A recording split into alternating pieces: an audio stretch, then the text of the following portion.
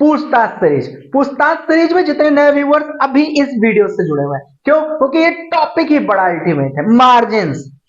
मतलब समझाने के लिए मैं अगर इस पर बातचीत करने लग जाऊं तो एक लंबी वीडियो बन जाएगी, लेकिन हम लोगों ने इसको अपने ऐप पर, जो आप लोगों के लिए पेड क्लासेस को मैंने 100% फ्री ऑफ कॉस्ट कर दिया है, डेफिनेटली आप लोगों ने नीचे जाकर के कमेंट बॉक्स, डिस्क्रिप्शन बॉक्स से जरूर लिंक्स निकाल लिया होगा आपका।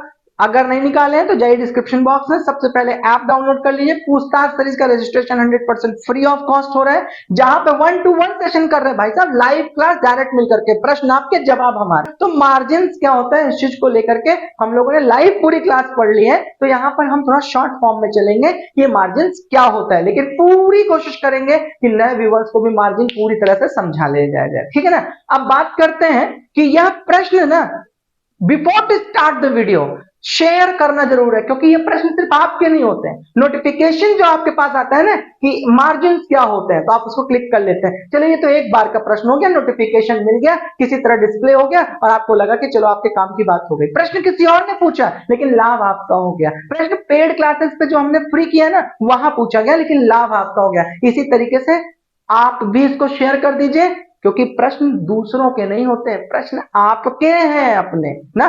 पूछता दूसरा है, लाभ आपको हो जाता है। तो इसी तरीके से इसी सीरीज में मैं आपसे सिर्फ आग्रह करूंगा कि प्लीज इसे शेयर जरूर कर दीजिए और ऐप पर जाकर रजिस्ट्रेशन जरूर कर लीजिए, जो कि कंप्लीटली फ्री है। If there any marginal payable in option, क्या मार्जिन क्या होते हैं और ऑप्शंस में मार्जिन कैसे दिए या लिए जाते हैं। थोड़ा सा चैलेंजिंग शब्द है, लेकिन इसे बहुत आसान से समझाएंगे। पहले डिस्क्रिप्शन, डेफिनेशन, थ्योरेटिकल समझाएंगे, क्योंकि आप डायरी पेन पे नोट्स बनाते हो मेरे कहने पर, तो उसके माध्यम से समझने के बाद फिर हम इसको अपनी भाषा में समझाएंगे, ब्लड में तैराएंगे। सिर्फ दिमाग तक तो बाद में पहुंचेगा, ब्लड में तैरेगा।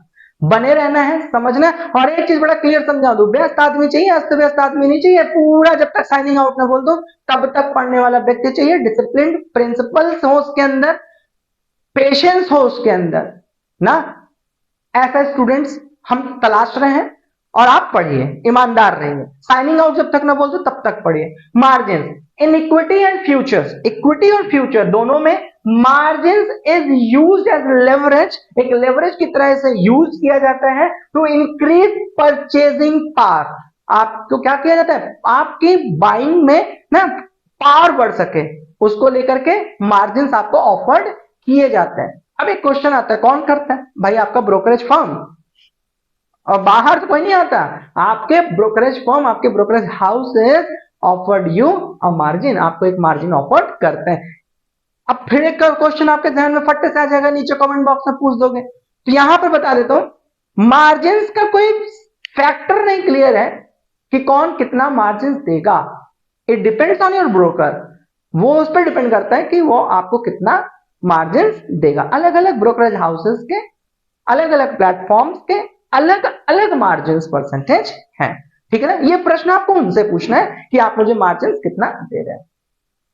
While options margin used as collateral, options में इसको कोलेट्रल की तरह यूज किया जाता है। अब कोलेट्रल शब्द का मतलब पता है ना, आप लोगों ने बैंकिंग के टर्म में सुना होगा, कोलेट्रल फ्री लोन देना या कोलेट्रल लोन देना।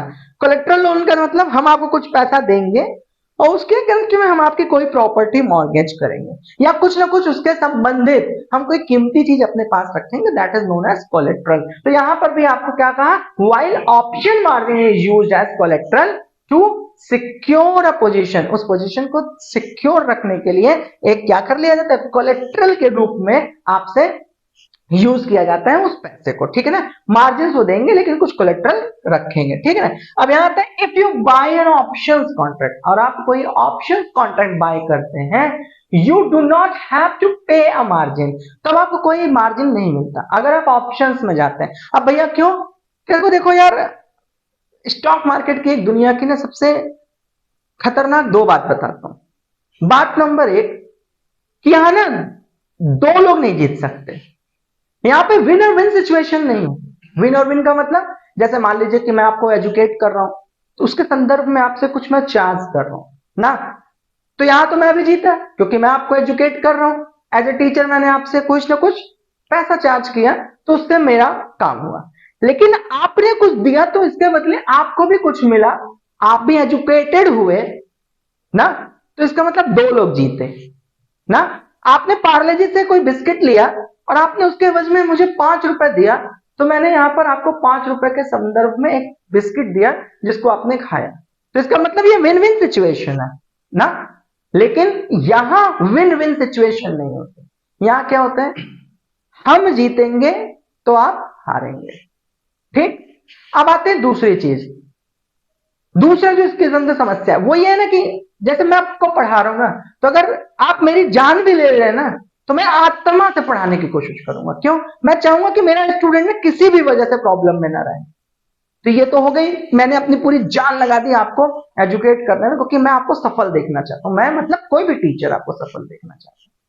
अब यहाँ पे इसके लक्षण देखिए। इस मार्केट में ना कोई ये नहीं कहने बैठा हुआ है कि आप आओ मैं आपको अमीर बना दूंगा। वो ये कहने आया कि तुम एक बार आ तो जाओ, फिर dot dot dot fill in the blanks. 10 में से 9 लोग अमीर बनने के लिए आते हैं, dot dot dot fill in the blanks. से भी कह रहे हैं 10 में से 9 मारे जा रहे बेमौत, फिर भी बिना लर्निंग के कूद जाना है, आओ ट्राई कर लेते हैं। दोस्त ने कहा है देख लेते हैं, पैसा गया, सिर्फ पैसा नहीं कॉन्फिडेंस भी गया, तो इसलिए सीखने पर जोर डालिए। तो मैंने आपको दो चीज बताई इसकी, तो ये जो शब्द था ना, इसको समझाने के लिए मैंने ये बात बोली थी। क्यों? क्योंकि यहां पर कहता है if you buy an option contract you do not have to pay a margin. हम आपको कोई मार्जिन नहीं देते अगर आप कॉन्ट्रैक्ट में काम करते हैं। क्यों? Your losses is limited. भाई तुमको नुकसान करने की क्षमता ही कम है। लो, ये नहीं कह रहा कि प्रॉफिटेबल की क्षमता ज्यादा है, कहते तुम्हारे अंदर क्षमता ही नहीं, तो तुम ज्यादा लॉस कर सकते। मतलब तुम अगर 1 लाख रुपए लेकर आए थे ना, तो मार्केट डज नॉट वांट, वो चाहते ही नहीं है कि तुम 1 लाख रुपए लेकर आए हो तो कुछ भी जेब में लेकर वापस जाओ। कोई भी मार्केट ना, वो चाहती है 1 लाख रुपए लेकर आए हो तो पहले 1 लाख रुपए पूरा दे जाओ, और उसके बाद अगर नहीं भी है ना तब भी क्रेडिट कार्ड ले जाओ, तुम उधार ही ले जाओ, लेकिन तुम पूरा 1 लाख खर्च करके जाओ, उधारी करके जाओ, अपने ऊपर लोन लेकर जाओ। ये मार्केट की नियम है, ये मार्केट की कंडीशन है, और फिर भी आपको लगता है कि यहां पर पैसा बट रहा है ना। बिजनेस सीखना पड़ेगा। तो ये बात समझ में आ गई, लॉसेस इज लिमिटेड।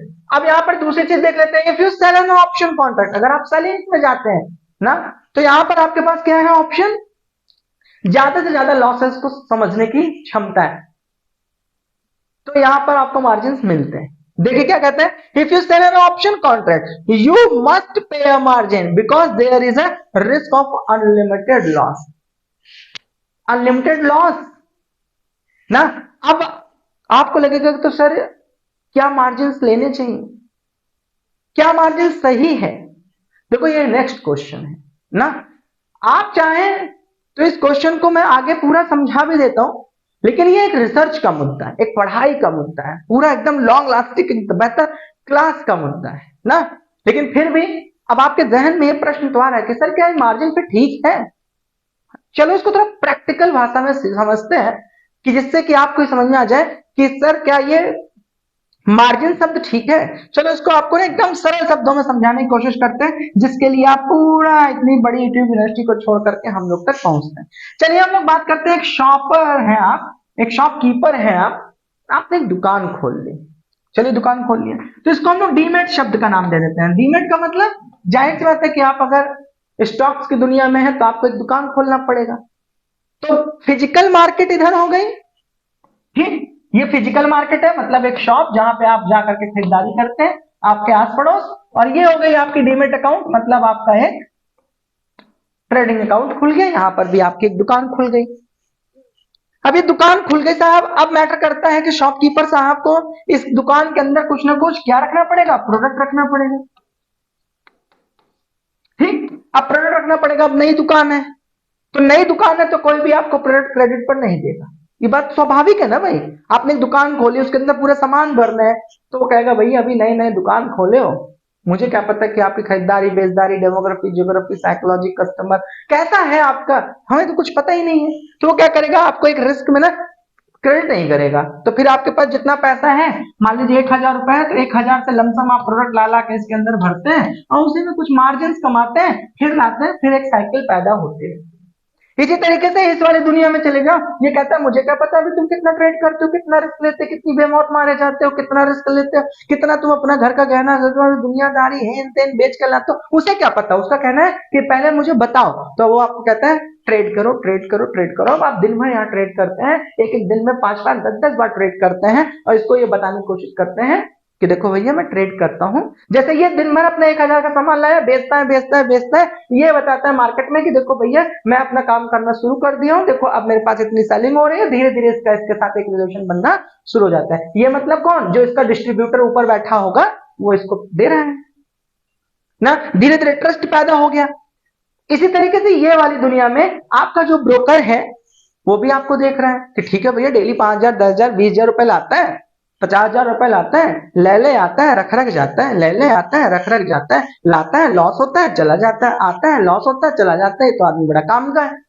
फिर वो क्या करते हैं, आपको देखते हैं, उनका एआई उसको देखता है और फिर वो आपको एक मार्जिन ऑफर कर देते हैं, एक मार्जिन ऑफर कर देते हैं। यहां पर भी देखिए कि लगातार ये देख रहा है कि हाँ भाई कल 1,000 का ले गया था, फिर आ गया, फिर 1,300 का ले गया, फिर आ गया, और लगातार करते करते 6 महीने की ट्रेजेक्टरी देख लिया, 1 साल की ट्रेजेक्टरी देख लिया, फिर इसको भी इसके ऊपर भरोसा हो गया। फिर कहा कोई बात नहीं यार, ऐसा करो कि मार्जिन पर अब ले जाओ।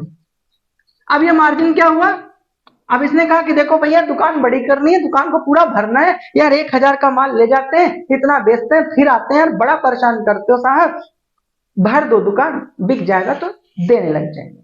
अब इसको भी थोड़ा समझ में आ गया, इसने इससे कहा कि चलो ऐसा करो तुम एक बार में फिक्स डिपॉजिट कर दो, फिक्स दे दो, कितना दे दो, मान लो 2 lakh rupees, 2 lakh rupees fix कर दो। इसने कहा ठीक है साहब ये लीजिए 2 लाख रुपए, और इसने कहा कि 2 लाख रुपए तो फिक्स रहेगी, इसके अगेंस्ट में मुझे कोई कोलेट्रल दे दो। कोलेट्रल मतलब अभी ट्रस्ट नहीं है ना इसको, कोई कोलेट्रल मतलब कुछ और भी दे दो जिससे कि हमारा घर हो, गाड़ी हो, जमीन का कागज हो, गहना हो, कुछ भी हो जिससे इसको सिक्योरिटी रहे कि ऐसा ना हो भाई कि कल की डेट में हमारा नुकसान हो जाए, तो ये कोलेट्रल आपसे ले लेता है और उसके एवज में ये अब आपको 5 लाख रुपए का, 6 लाख रुपीज का, 10 लाख रुपीज का, जो आपस में म्यूचुअल अंडरस्टैंडिंग हुई उसके अनुसार वो आपको 5 6 लाख 10 लाख रुपए का सामान आपको यहाँ भर देता है। अब आप एकदम बढ़िया सजी हुई दुकान में और ज्यादा चीजें बेच पाते हैं, क्योंकि अब आपको बार बार उसके पास जाकर के खरीदना बेचना नहीं पड़ रहा है। मेरी बात समझ आ रही है।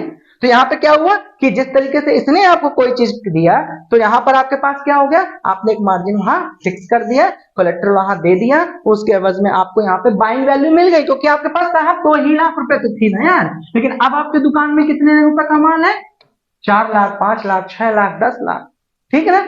तो अब ज्यादा बेच पाएंगे, ज्यादा मार्जिन बचेगा, ज्यादा अच्छे प्रॉफिटेबल होंगे और आपका रिलेशन बेहतर होगा।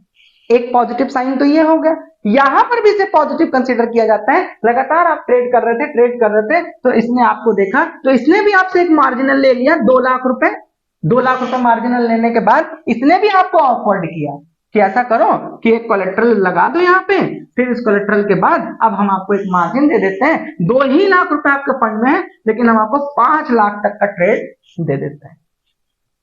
बात समझ आई। तो आपकी बाइंग पावर बढ़ गई ना, 2 ही लाख रुपए लेके जाते तो कितने तक का खरीदते, 2 ही लाख रुपए का, लेकिन अब 2 लाख रुपए प्लस कोलेट्रल के साथ अब आपको कितना मार्जिन मिल गया, 5 लाख रुपए। तो अब आप 5 लाख रुपए का प्रीमियम का एवरेज में खरीद सकते हैं, ज्यादा क्वांटिटी में चीजें खरीद सकते हैं, ज्यादा प्रॉफिट और लॉसेस के चांसेस हो सकते हैं। यही चीज होती है मार्जिन। समझा पाया, क्लियर हुआ।